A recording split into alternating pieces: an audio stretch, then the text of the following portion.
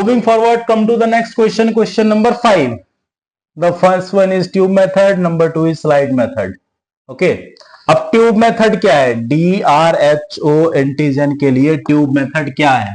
Again सारे questions में, सारे टेस्ट में जो प्रोसेस है वो सेम है. क्या करना है? आरबीसी लेना है, एंटीडी रिएजेंट लेना है, सलाइन लेना है, टेस्ट ट्यूब लेना है, सेंट्रीफ्यूज लेना है. सबसे पहला आरबीसी को प्रिपेयर करना है नॉर्मल सस्पेंशन में, टेस्ट ट्यूब में डालना है, टेस्ट ट्यूब के अंदर एंटीडी रिएजेंट डालना है, उसको अच्छे से मिक्स करना है और उसके बाद उसको इंक्यूबेट भी करना है साथ के साथ. ठीक है. जब हम ये सारी चीजें करेंगे, जब हमने इंक्यूबेट कर लिया, उसके बाद उसको सेंट्रीफ्यूज करना है. ठीक है. उसके बाद हमें ये भी देखना है कि उसमें क्लॉटिंग, उसमें क्लम्पिंग हो रही है या नहीं हो रही है. ठीक है. अब अगर हो रही है, ठीक है, दैट मीन्स वो पॉजिटिव है. अगर वो क्लम्पिंग नहीं हो रही है, दैट मीन्स कि वो नेगेटिव है. ओके. अब दूसरा मेथड आता है स्लाइड मेथड.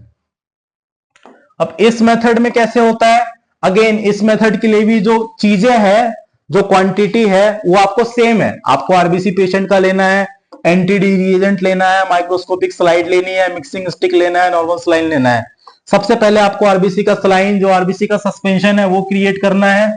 जब आपने आरबीसी का सस्पेंशन क्रिएट कर दिया, उसके बाद आपको उस सस्पेंशन को आरबीसी की स्लाइड पे रखना है. ठीक है. अब क्या है, इसमें कैसे करना है? जो पेशेंट का ब्लड है, ठीक है, जो नॉर्मल ब्लड है, उसको हम डायरेक्टली माइक्रोस्कोपिक स्लाइड पे हमने डाल दिया पिपेट की हेल्प से. नॉर्मली नहीं डालना है, आपको पिपेट की हेल्प से डालना है. ठीक है.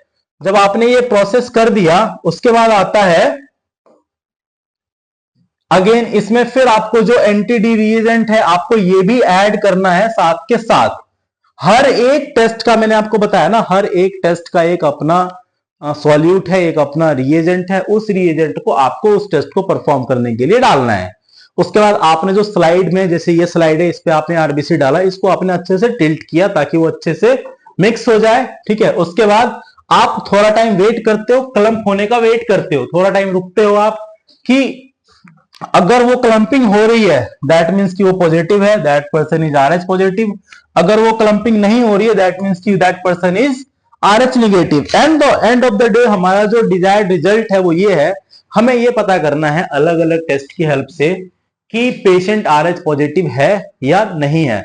हो सकता है कि कभी लैब में एंटीडी एजेंट ना हो सकता है लैब में कहीं एंटीडी एजेंट हो या ना हो. मतलब उस केस में हमें अपने आप को सारे मेथड की हेल्प से ये प्रिपेयर करके रखना है कि इन केस ऑफ इमरजेंसी अगर कोई एक चीजें नहीं हो रही है, तो हम दो अलग अलग मेथड से सेम टेस्ट करके हम ये पता क्रॉस वेरीफाई कर सकते हैं कि पेशेंट आरएच पॉजिटिव है या पेशेंट आरएच नेगेटिव है. ठीक है. अब जैसे डिफरेंस क्या है ट्यूब मेथड और स्लाइड मेथड में? जो ट्यूब मेथड है उसमें ज्यादा टाइम लगता है कंपेरेटिव टू स्लाइड मेथड.